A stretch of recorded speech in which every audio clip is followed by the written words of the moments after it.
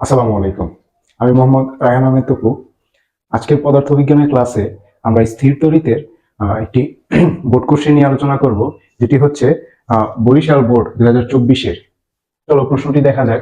প্রশ্নের উদ্দীপকে আমাদের এখানে দুটি গোলক দেওয়া আছে, যেটির প্রথমটির চার্জ -30 কুলম্ব এবং দ্বিতীয় বি গোলকটির চার্জ 50 কুলম্ব এবং এটির মধ্যকার দূরত্ব 50 সেন্টিমিটার।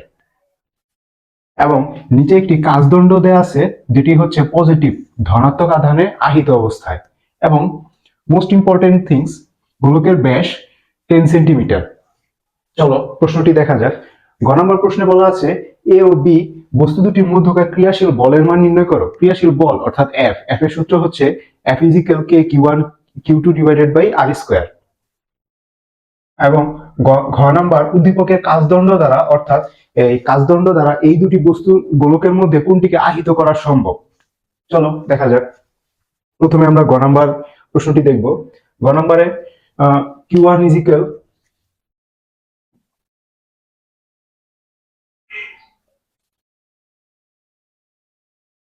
কিউ1 -30 কিউ2 50 কুলম্ব আর আর ইজ ইকুয়াল গোলকের ব্যাস আর ইজ ইকুয়াল 50, তাই না? কিন্তু না, এখানে দেখো তোমরা যে জিনিসটা ভুল করবে, 50 কিন্তু এই গোলক অর্থাৎ এইখান থেকে এই পর্যন্ত দূরত্ব, এবং এর মাঝখান থেকে কিন্তু আরেকটা দূরত্ব আছে, যেটি হচ্ছে ব্যাসার্ধ, আর এইখানে কিন্তু দেয়া আছে ব্যাস। অর্থাৎ আর ইজ ইকুয়াল হবে এটা অর্ধেক, অর্থাৎ 5 সেন্টিমিটার, আবার এইখানে 5 সেন্টিমিটার প্লাস হচ্ছে 50 সেন্টিমিটার, অর্থাৎ যোগ করলে হয় 60, মানে হচ্ছে 0.6 মিটার। 60 কে 100 দ্বারা ভাগ করবে, দেখবে যে 0.6 মিটার আসবে। চলো এবার সূত্র অ্যাপ্লাই করা যাক। সূত্র কি ছিল?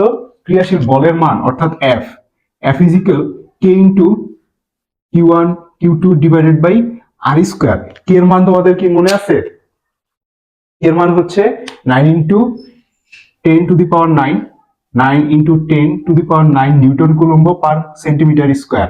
আচ্ছা, এখানে 30 into 50 divided by R square, R হচ্ছে 0.6 হোল স্কয়ার। এখন অ্যান্সার যা আসবে এটাই ক্যালকুলেশন করার পর যেটি আসবে এটাই আমাদের answer. 9 into 10 to the power 9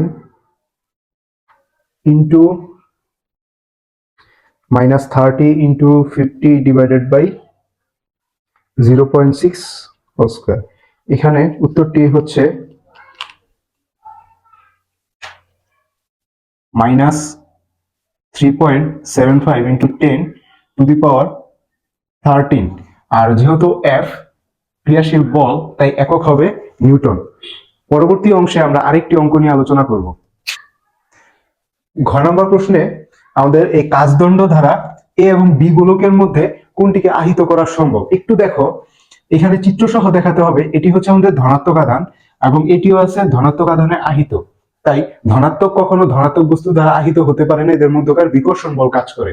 তাই অবশ্যই আমাদের এই বস্তুটি হবে তোমাদের আহিত টপিকের মধ্যে যেভাবে চিত্র এঁকে বর্ণনা করে পড়ানো হয়েছিল, ঠিক একইভাবে চিত্র এঁকে এইখানকার মধ্যে কেন এটিকে চার্জিত করতে পারবে এবং এটিকে বি বস্তুকে কেন করতে পারবে না, সেভাবে উত্তর করতে হবে। ধন্যবাদ। আমাদের পরবর্তী প্রশ্ন, এটি হচ্ছে ঢাকা বোর্ড 2025। যার গ নম্বর প্রশ্নটি একদম আগের মতোই ছিল, যার কারণে আমি শুধুমাত্র ঘ নম্বর অংশটুকু দেখাবো। এইখানে একটি চিত্রেতে এ বি সি তিনটা বিন্দুতে তিনটা বল এবং যাদের হচ্ছে আধান দেয়া আছে এবং দূরত্ব দেয়া আছে। এই পর্যন্ত হচ্ছে এক্স আর এই পর্যন্ত হচ্ছে 1 - x, অর্থাৎ সম্পূর্ণটি হচ্ছে 1।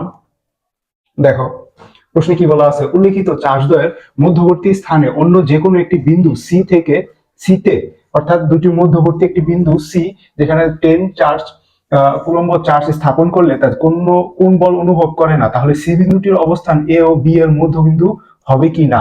আমাদের জাস্ট প্রমাণ করতে হবে যে এ এবং বি এর মধ্যবিন্দু সি কি না, অর্থাৎ আমাদের এক্স এর ভ্যালুটা বের করতে হবে। চলো দেখা যাক। যেহেতু এখানে চার্জ দেয়া আছে, দুইটা বল দেয়া আছে এবং মধ্যবর্তী দূরত্ব দেয়া আছে, তাই আমরা সহজে এখানে এফ থেকে নির্ণয় করতে পারি। তাহলে এফ এ অর্থাৎ এ বিন্দুতে এফ এর মান 9 ইন্টু 10 টু দি পাওয়ার 9, এখানে কিউ1 অর্থাৎ 50 ইন্টু Q2, এই বিন্দুর সাপেক্ষে পরবর্তী আধান হচ্ছে 10 ডিভাইডেড বাই এখান থেকে এই পর্যন্ত দূরত্ব আছে x স্কয়ার।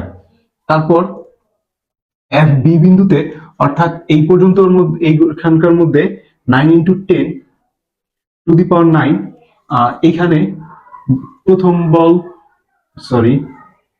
-25 ইন্টু পরবর্তী আধান 10 ডিভাইডেড বাই এখানকার মধ্যে দূরত্ব 1 মাইনাস এক্স স্কোয়ার। এখন দেখো আমরা ক্রিয়াশীল বলের মান সূত্র বসিয়েছি। এখন এই দুইটা যদি সমান আসে তাহলে আমরা বলতে পারি যে এইটা হচ্ছে মধ্যবর্তী বিন্দু বা মধ্যবর্তী স্থান। তাহলে আমরা প্রথমেই ধরে নেই যে এটা মধ্যবর্তী স্থান। তাহলে এই পর্যন্ত Q3 থেকে Q1 এবং Q3 থেকে Q2 দুইটা সমান আসবে। তাহলে বলতে পারি এ FA ইজিক্যাল FB। চলো FA ইজিক্যাল FB থেকে আমরা x এর মান বের করতে পারবো। এবার সমীকরণ হয়ে গেল। আমরা এবার অঙ্ক ক্যালকুলেশন পার্টে চলে যাই। 9 into 10 to the power 9, 50 into 10 divided by x square is equal 9 into 10 to the power 9 10 divided by 1 minus x whole square. এবার দেখো আমাদের দুই পাশেই কিন্তু কে এর ভ্যালুটা কমন আছে এবং উপরে আছে এবং সাথে 10। আমরা যদি k ইন্টু 10 দিয়ে দুই পাশেই ভাগ করি তাহলে দেখো উপর আর নিচে অর্থাৎ 9 ইন্টু 10 টু দি পাওয়ার 9 আর 10 এই দুইটা অংশই কাটা চলে যায়, অর্থাৎ আমরা দুই পাশেই ভাগ করে দিব। তাহলে থাকতেছে কি 50 বাই এক্স স্কোয়ার আর এই পাশে থাকতেছে -25 divided by 1 minus x square. এইখানে আমরা অঙ্কের সুবিধার্থে বা ক্যালকুলেশন করার সুবিধার্থে এই মাইনাসের ভ্যালুটাকে আমরা প্লাস ধরে অঙ্ক করব। প্লাস ধরে কেন করব? কারণ হচ্ছে আমরা তো বের করতেছি এক্স এর ভ্যালু অর্থাৎ দূরত্ব কখনো মাইনাস আসে না, এবং কিউ এর ভ্যালুর কারণে আধানের ভ্যালুর কারণে আমাদের এখানে ভ্যালুটা মাইনাস হতে পারে, সেই জন্য আমরা পজিটিভ ধরে অঙ্ক করতেছি। কিন্তু যখন আমাদের দুই পাশে কিউ এর ভ্যালু, আমাদের উত্তরে কিউ এর ভ্যালু বের করতে বলবে, তখন কিন্তু আমরা মাইনাসটাকে মাইনাস রেখে কাজ করব। ঠিক আছে, আর গুণ করি 50 ভাগ 30 x square divided by 1 minus x whole square. আচ্ছা, আমরা এখানে আসি। দেখো এটা ভাগ করলে এখানে আসে 2, আর এই পাশে যেমনটা আছে এরকমই x square divided by 1 minus x whole square. দেখো তো এখানে এক্স ওঠানোর জন্য আমাদের রুট করা লাগবে, তাহলে √2 ইজ ইকুয়াল x divided by 1 minus x. এবার আর গুণ করি, এটা দিয়ে 1 দিয়ে এটাকে গুণ করলে √2 মাইনাস √, এরপরে আমরা x is equal √2 into 1 minus x করবো। এক্স এইটাকে সামনে নিয়ে আসি, গুণ করে দেই একদম, √2 ইন্টু √2 এক্স ইজ ইকুয়াল 0। তাহলে দেখো এটা এবং এখান থেকে যদি আমরা এক্স কমন নিই তাহলে আমাদের একটাই এক্স হয়ে যাচ্ছে। এক্স ইজ ইকুয়াল এক্স কমন নিলে 1 মাইনাস √2 আর বাকি থাকতেছে √2 ইজ ইকুয়াল 0। তারপর এটাকে ওই পাশে পাঠিয়ে দেই, এক্স ইজ ইকুয়াল √2 আর এটাকে নিচে অর্থাৎ এক্স এর ভ্যালুটাকে ভাগ করে দিই 1 মাইনাস √2। তাহলে কত আসে?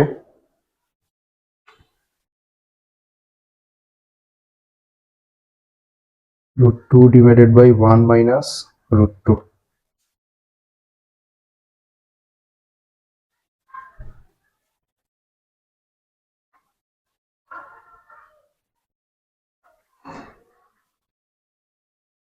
আচ্ছা, এইখানে একটা জিনিস মিস করছি। এখানে যদি আমি ব্রেকেটটা উঠে একটা একটা করে পাস করি তখন হচ্ছে এইখানে প্লাস হয়ে যাবে।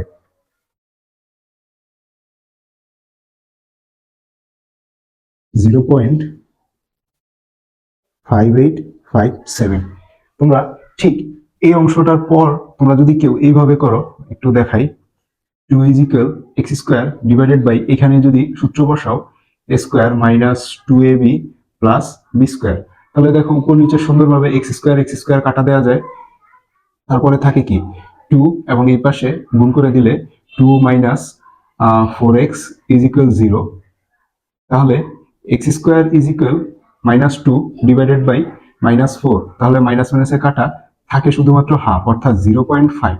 একটা জিনিস দেখো, এই দুই পদ্ধতিতেই তোমরা চাইলে অঙ্ক করতে পারবে, কিন্তু দেখো এইখানে আসছে কি 0.5 আর এখানে আসছে 0.5857, অর্থাৎ 5-এর চাইতে অল্প অল্প একটু বেশি। তোমরা যদি এইখান থেকে বলো তাহলে কিন্তু এই পয়েন্টটা হচ্ছে একদম মাঝ বরাবর, কিন্তু এইভাবে অঙ্ক করলে এটা কিন্তু মাঝ বরাবর থেকে একটু বেশি। তাই তোমরা পরীক্ষার হলে সবচাইতে বেশি এই জিনিসটাই ভুল করবে যে এই পদ্ধতিতে তোমাদের করা যাবে না, তাহলে তোমাদের অঙ্কটি ভুল আসবে। তোমাদের এইভাবেই করতে হবে সমীকরণ আকারে। ঠিক আছে, থ্যাংক ইউ।